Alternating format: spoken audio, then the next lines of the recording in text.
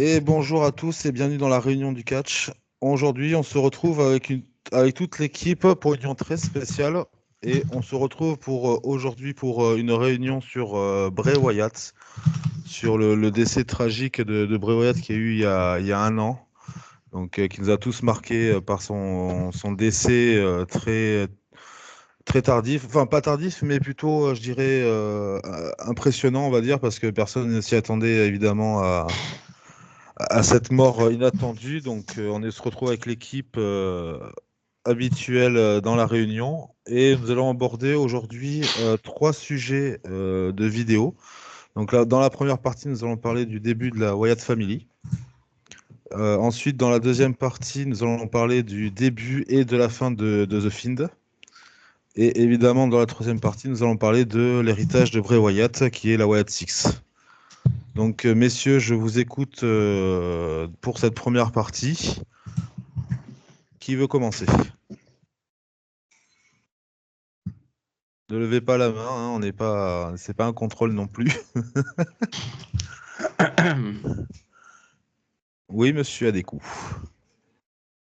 Bah, du coup, la Wyatt Family, un clan marquant, surtout à leur début. Je crois que leur début, c'est sur Kane, non? Wyatt Oui, Family. c'est ça. Donc, très, très marquant. Et surtout que je pense qu'on se souvient tous de ce match, ou peut-être que moi, mais je pense pas non plus. Le match contre Kane, une sorte d'Inferno match, mais je crois que ça s'appelait pas un Inferno match. Ring of Fire. Voilà, Ring of Fire match. Puis après, qu'est-ce qu'on peut dire sur Wyatt Family? C'était un gros clan, hein, que ce soit dans les vignettes ou même ils perdaient rarement, hein. Et je pense que, comment dire, le maximum qu'ils aient pu faire le point le plus haut de la Wyatt Family, c'était contre le Shield, je pense. On va parler de clan. Et voilà. C'était incroyable. Peut-être l'un des meilleurs clans de ces 15 dernières années au moins. L'un des meilleurs, bien sûr, mais voilà. Exact, hein, de toute façon, déjà, enfin, surtout, c'est l'entrée légendaire qu'ils ont fait dès leur début dans le main roster où ils ont voulu attaquer Kane dès le début, où ils étaient dans leur cabane notamment. Où t'as Bray Wyatt qui faisait son speech exceptionnel avec son nouveau personnage, où, comment dire, il faisait peur en fait à ce moment-là parce qu'on n'était pas habitué à un tel personnage à cette époque-là avec Luke Harper et Rowan, hein. Donc, je trouve que l'entrée déjà était exceptionnelle. Il n'y avait rien à refaire. Et puis, voilà, il dégageait tellement de choses avec sa chaise aussi quand il s'asseyait, il laissait ses larbins attaquer tout le monde. Et lui, il venait que dans les matchs spéciaux pour remporter ses matchs à l'époque. Donc moi, je trouvais que c'était vraiment un clan qui était vraiment complet. Le seul truc pour moi que je trouve dommage, c'était des titres, malheureusement, parce qu'il méritait quand même des titres au moins par équipe. Et imagine, tu voyais la Wyatt Family avec les titres par équipe, on disait les tag team champions, la Wyatt Family, ça avait de la gueule, je trouvais, à moi à l'époque. Et c'est dommage ils l'auront pas donné à ce moment-là.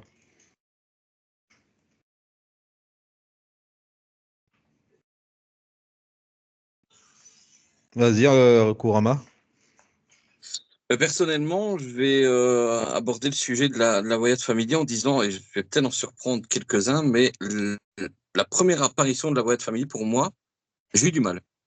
Pas dans le sens où je considérais ça comme un mauvais clan, loin de là, mais par rapport à la gimmick. Et je reprends un petit peu les termes de ma femme, parce qu'à ce moment-là, on suivait déjà le catch ensemble.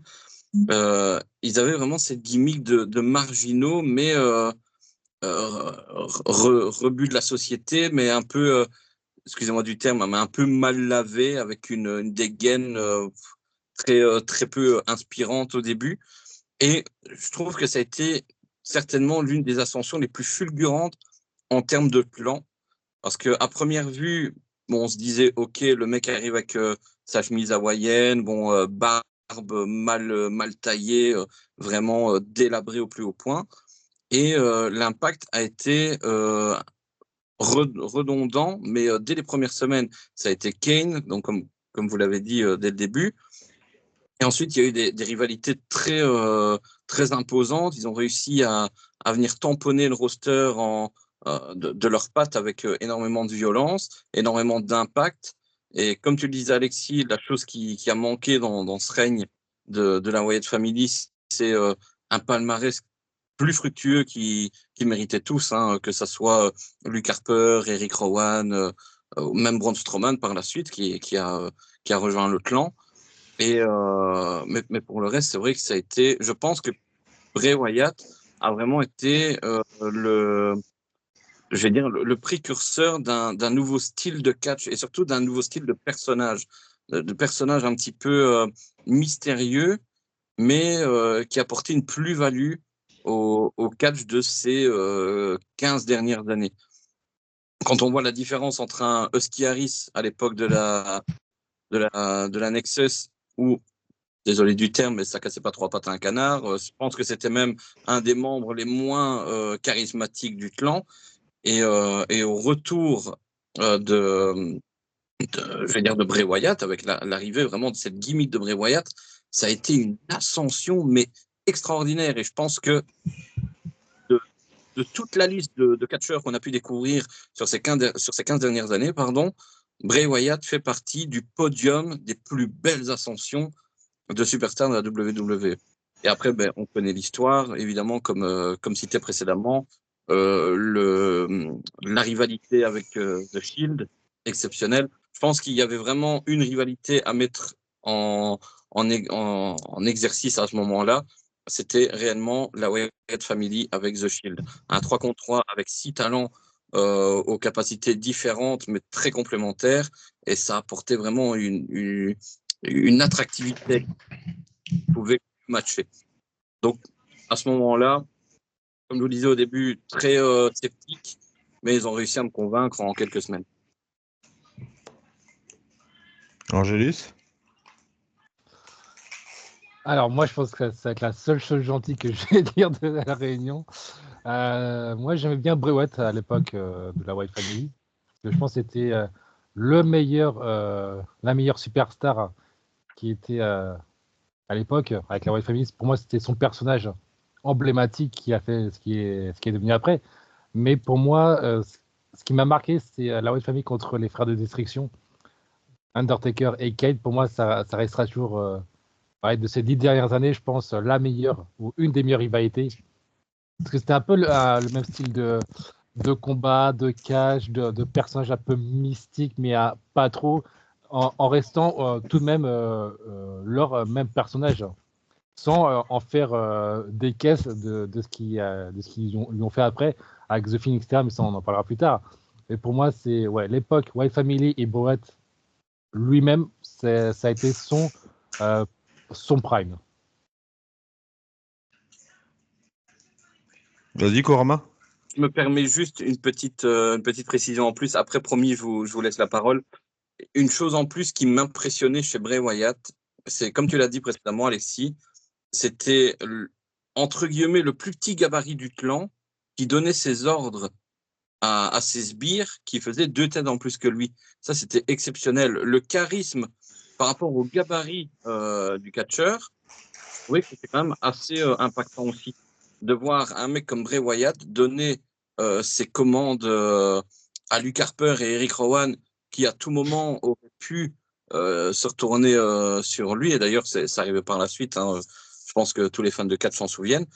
Mais moi, je trouvais ça au début, c'était quand même assez impressionnant, parce que la plupart du temps, c'était le gros gabarit qui disait à ses sbires, entre guillemets, inférieurs, voilà, ça à tel moment, à tel endroit. Et là, c'était carrément une autre donne. Et je trouve que ça a apporté une touche différente et, entre guillemets, une petite révolution au catch de se dire, voilà, c'est pas forcément le physique qui fait le charisme et l'impact dans les storylines. Ok, qui a qui le tour du coup? Moi, je veux bien enchaîner. Vas-y, Pierre.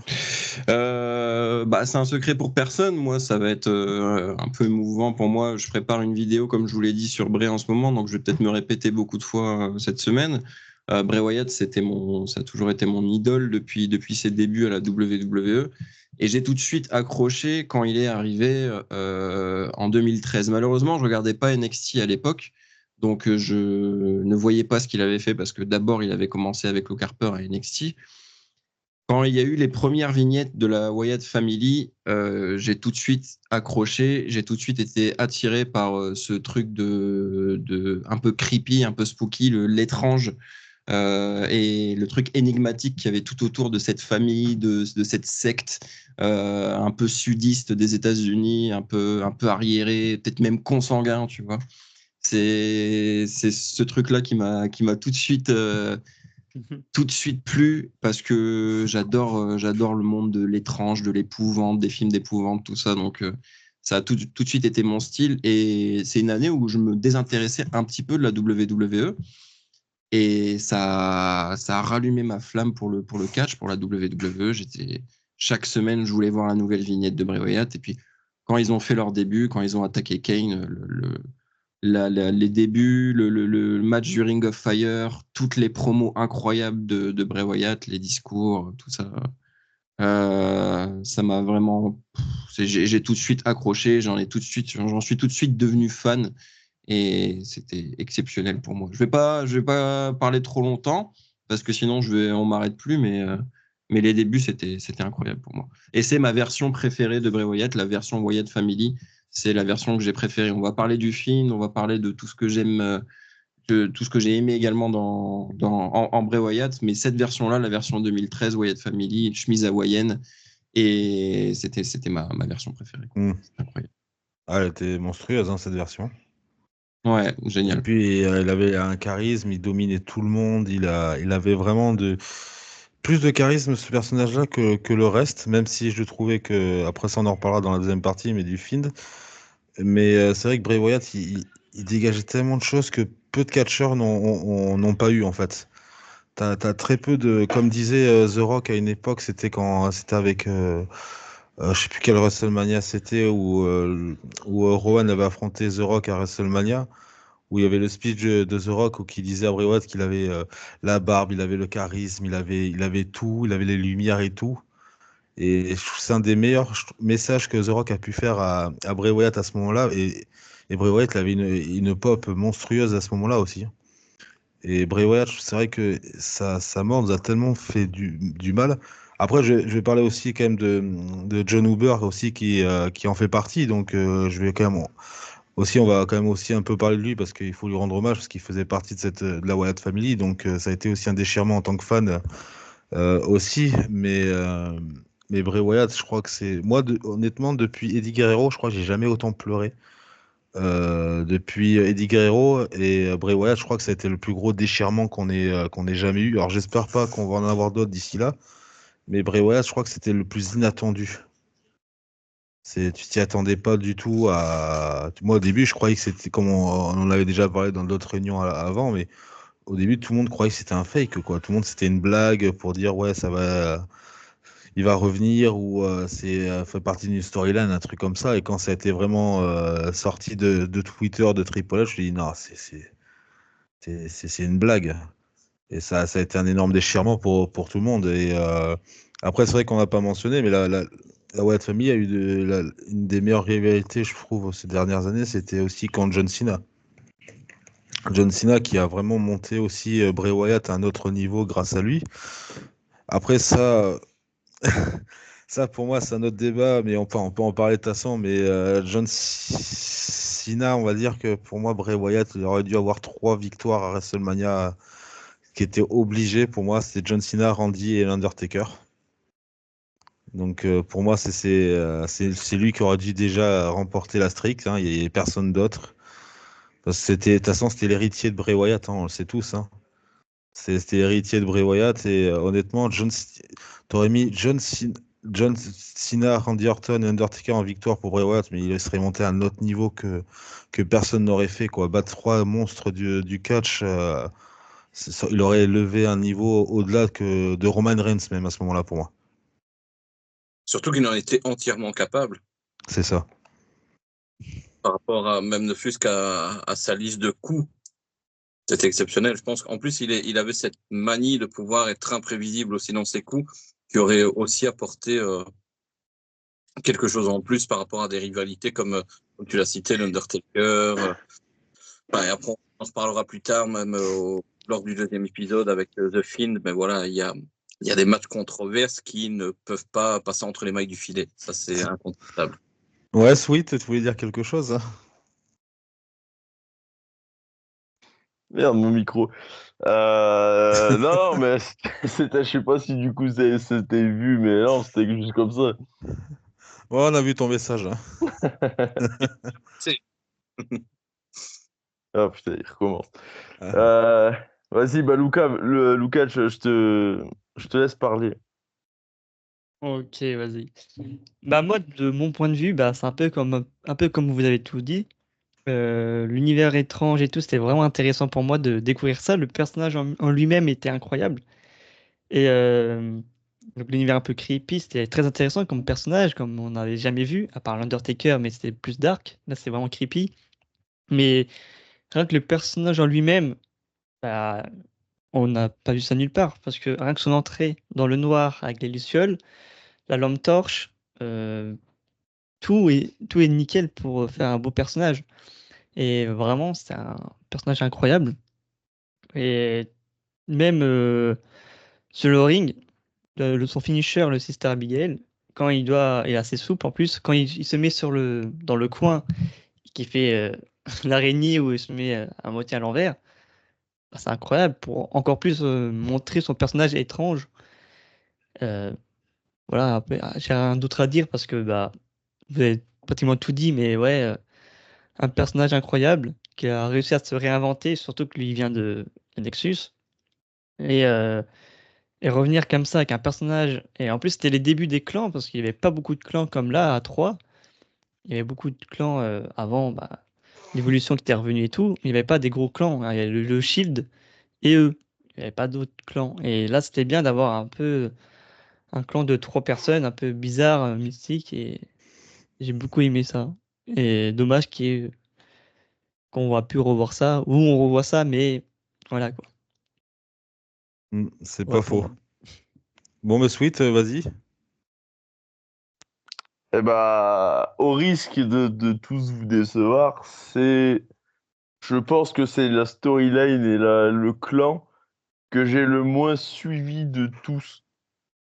Parce que, du coup, ouais, alors, je m'explique pourquoi. Non, non, il y a un pourquoi. C'est parce qu'en fait, à cette époque-là, moi, je venais d'avoir mon fils.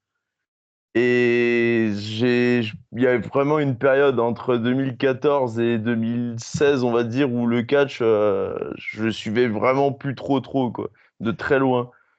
Et ouais, je pense que c'est enfin, la période où du coup j'ai rien suivi et enfin, j'ai vraiment pas connu moi cette partie-là de Bray Wyatt. Donc ouais, comme Kurama peut le savoir, je suis fan aussi de paranormal et tout, hein, j'en ai fait, ouais, etc., etc.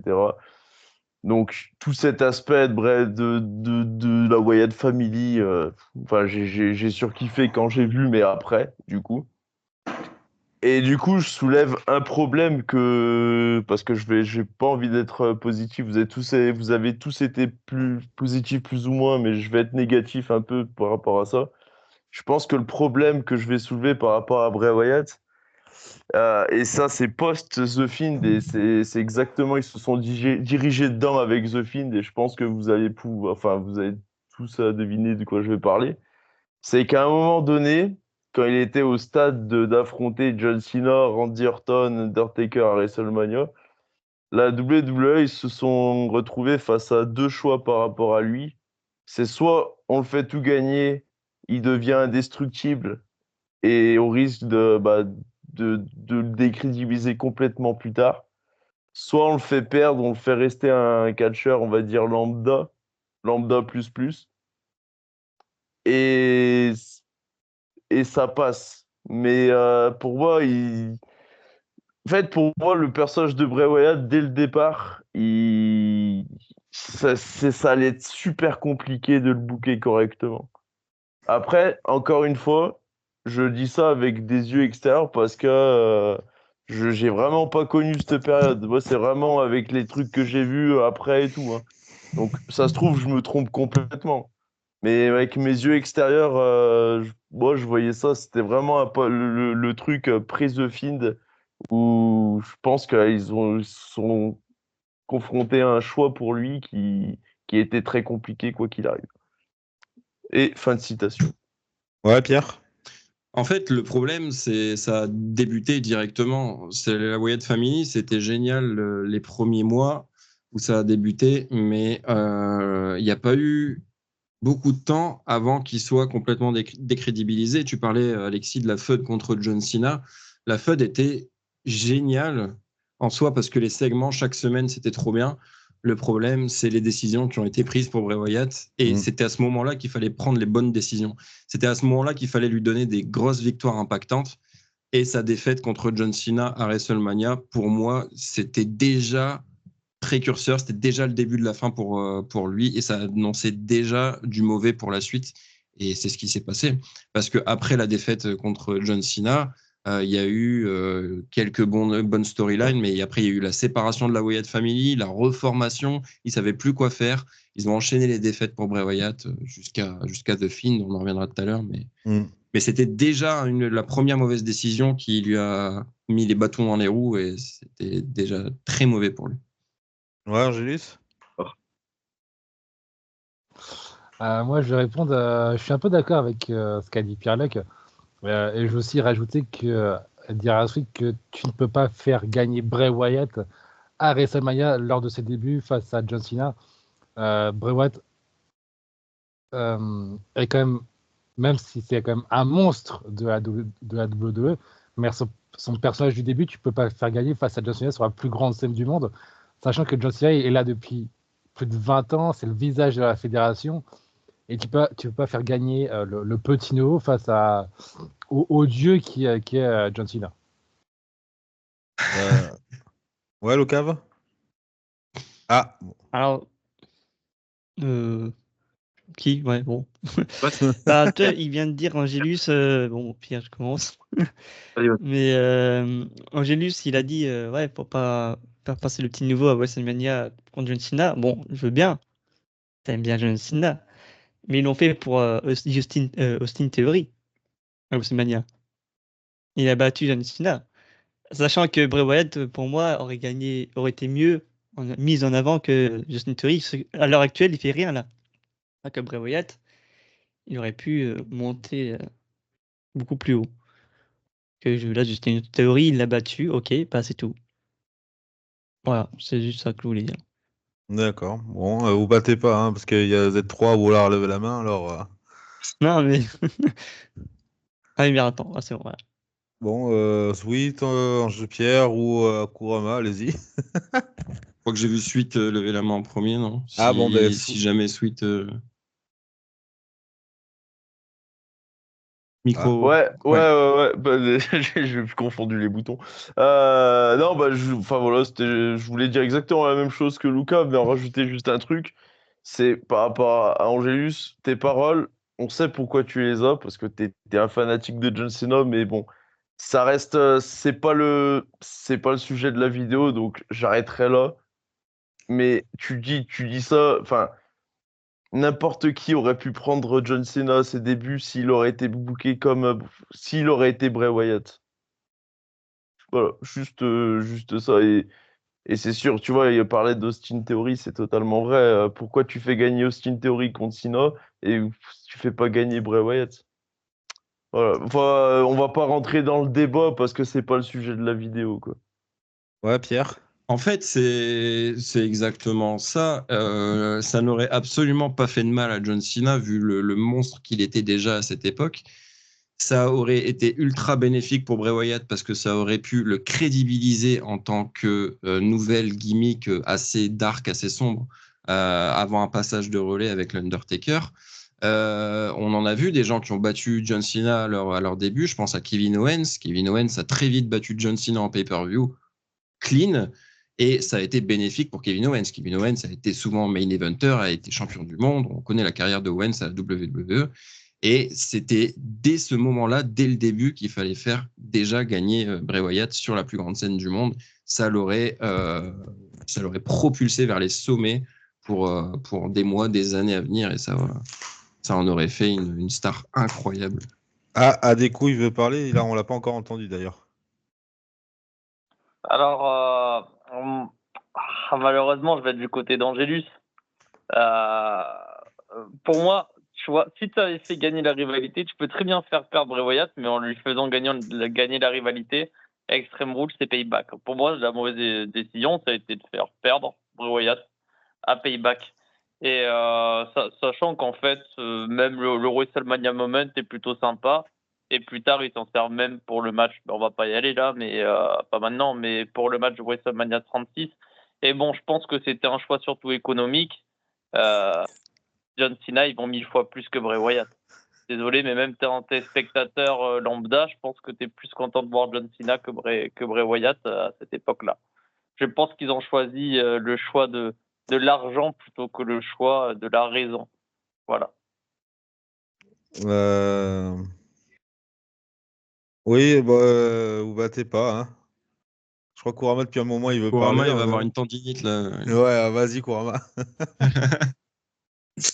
Alors, moi, perso, je vais pas ajouter grand-chose. Que Pierre Luc, d'ailleurs, je t'inviterai à changer de canal, s'il te plaît, parce qu'on a eu... j'avais exactement le même discours en tête. Tu as vraiment bien résumé la chose. On peut même encore en citer d'autres. Un Solo Sikoa également, à ses débuts, avec énormément de facilité de John Cena. Mais ce que j'ajouterais personnellement, c'est que par rapport au fait que Bray Wyatt est arrivé avec une gimmick tellement folle, vraiment le madness guy par excellence, quoi, le mec qui a vraiment ce côté psychopathe, schizophrène, avec vraiment des idées de folie dans son personnage, était en droit de battre des gars comme John Cena, des gars comme Randy Orton, des gars comme l'Undertaker, des personnes qui ne sont même plus considérées comme des gars, en fait. Ils sont carrément considérés comme des légendes qui n'ont plus rien à prouver avec le palmarès qu'ils ont l'un et l'autre. Je pense que le fait qu'on ait un petit nouveau qui arrive avec justement cette touche de fraîcheur, cette touche de nouveauté, je pense que ça n'aurait absolument choqué personne de voir Bray Wyatt éclore et avoir une ascension fulgurante en battant, je vais pas dire tout le monde, mais peut-être John Cena, peut-être l'Undertaker aussi, et par la suite tomber sur un os qui aurait été peut-être plus psychopathe, plus vicieux, comme Randy Orton l'a fait à un certain moment. Et à ce moment-là, vraiment couper les dents de Bray Wyatt. Mais je pense que Bray Wyatt aurait été en mesure d'en battre quelques-uns et à ce moment-là, d'avoir l'ascension qu'il méritait. Heureusement, par la suite, ça a été le cas. On en reparlera lors d'un épisode suivant. Ça a été le cas, malheureusement, coupé prématurément aussi dans son élan. Mais heureusement, on lui a laissé un petit peu plus sa chance par après.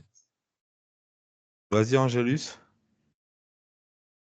Je vais répondre vite fait à Lucas, parce que du coup, tu me parlais de Austin Theory, Lucas. Je veux dire, moi, je préférais voir Austin Theory gagner face à John Cena que Bray Wyatt, et je vais te dire pourquoi. Alors, je sais que je vais m'attirer les fautes de Pierre Luc, parce que moi, tout simplement, je trouve ça plus crédible de faire gagner Austin Theory contre John Cena que faire gagner Bray Wyatt face à John Cena, car pour moi, le booking de Austin Theory de ses débuts jusqu'à maintenant est beaucoup plus crédible que celle de Bray Wyatt. Quand tu vois comment Austin Theory est passé, il a eu sa feud face à Roman Reigns, tout ça, etc. Et surtout que Vince McMahon le voulait mettre en... Oh, merci. Oh là là là merci. là. Je sais pas qui c'est, mais merci. plus crédible de mettre Austin Theory en vainqueur ou Solo Sikoa que Bray Wyatt. Bon, on va conclure cette première partie sur Bray Wyatt. Si quelqu'un veut dire une dernière chose avant qu'on stoppe pour la première partie, dites-le moi. Oui, Kurama. Juste une dernière chose. Bray Wyatt était, entre guillemets, déjà bon à ce moment-là, mais je pense, et ça n'est qu'un avis personnel, le prochain épisode, c'est là où on a vraiment vu Bray Wyatt à la pleine étendue de ses capacités autant catchesques, entre guillemets, je vais aborder ce terme-là, même s'il n'est pas très français, mais autant catchesque que créatif. Parce que là, on lui a laissé carte blanche et ça a été tout simplement exceptionnel. Bon, très bien. Bon, on va s'arrêter là pour cette première partie. Merci à tous, les amis, d'avoir participé. On se retrouve très bientôt pour d'autres vidéos. N'hésitez pas à venir me suivre sur YouTube ou sur TikTok. Les liens sont dans la description de la chaîne et on se retrouve très vite. Les amis, à bientôt. Bisous.